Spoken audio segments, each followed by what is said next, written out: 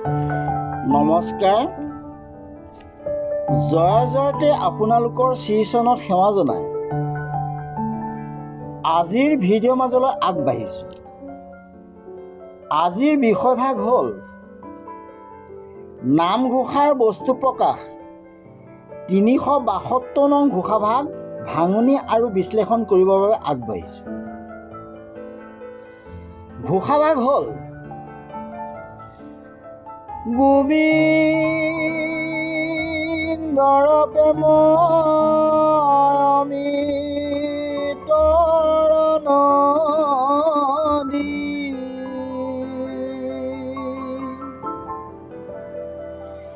বহে বৈকুণ্ঠৰ পৰা, চাৰি পুৰুষাৰ্থ তাহাৰ নিজৰা, হৰি নামে মূল ধাৰা,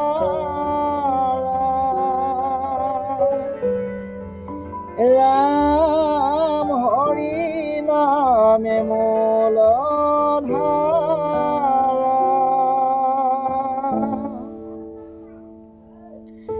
গোবিন্দৰ প্ৰেম অমৃতৰ নদী, বহে বৈকুণ্ঠৰ পৰা, চাৰি পুৰুষাৰ্থ তাহাৰ নিজৰা, হৰি নামে মূলধাৰা। ভাঙনি ভাগ হ'ল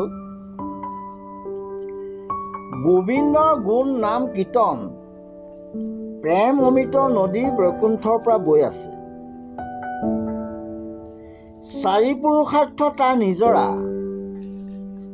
চাৰি পুৰুষাৰ্থ হ'ল ধৰ্ম অৰ্থ কাম মোক্ষ, হৰি নামেই মূল ধাৰা।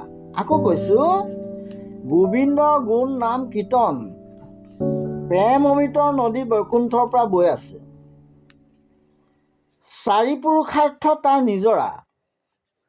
চাৰি পুৰুষাৰ্থ হ'ল ধৰ্ম অৰ্থ কাম মোক্ষ, হৰি নামেই মূল ধাৰা। ঘোষাভাগ বিশ্লেষণ কৰিব বিচাৰিছোঁ। এই ঘোষাই হৰি নাম কীৰ্তনৰ ৰসেই প্ৰেম অমৃতৰ নদী, এই প্ৰেমপূৰ্ণ ভক্তিভৰা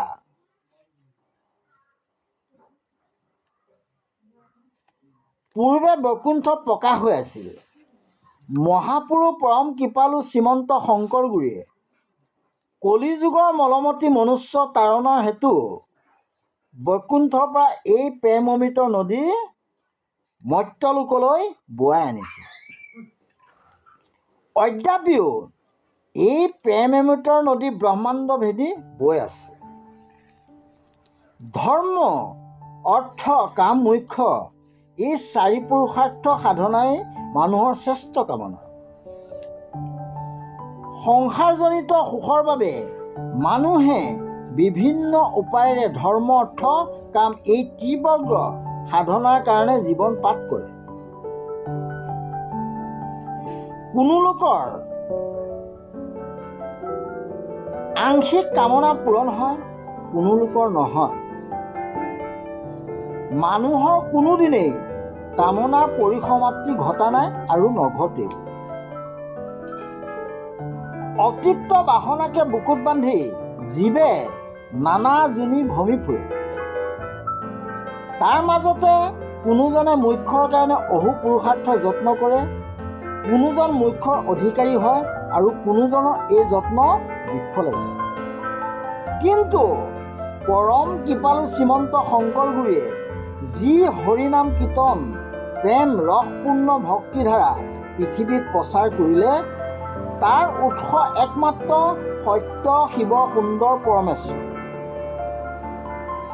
হৰিনাম পৰম ৰসযুক্ত আৰু প্ৰেমময়। হৰিনাম কীৰ্তন কৰি থাকোঁতে পৰম প্ৰেম উদ্ভৱ হয়, চিত্ত ৰসযুক্ত হয়।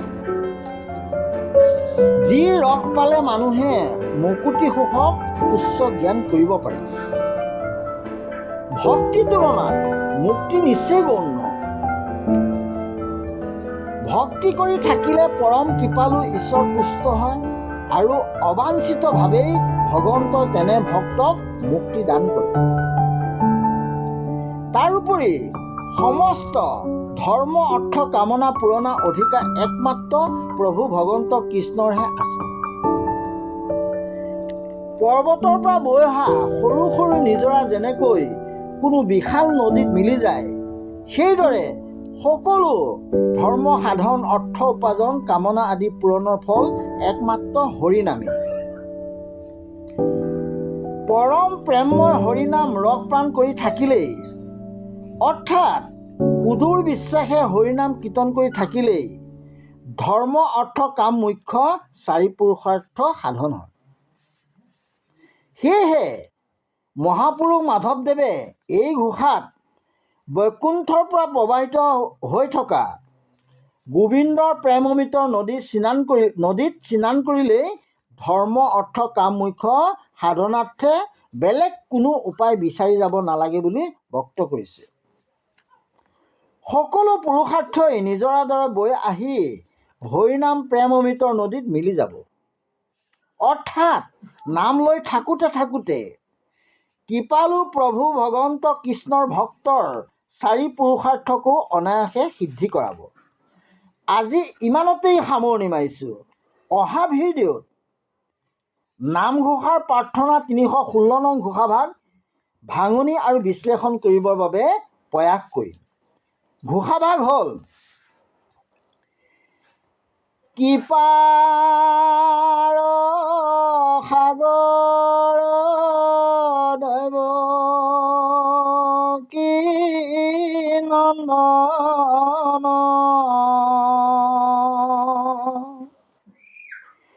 পুৰিও মনৰ কাম,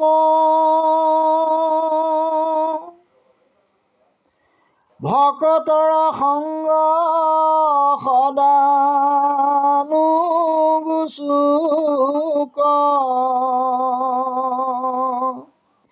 মুখেতো আগুণ নাম, ৰাম মুখেতো আগুণ নাম। ওম বিষ্ণু, ওম বিষ্ণু, ওম বিষ্ণু।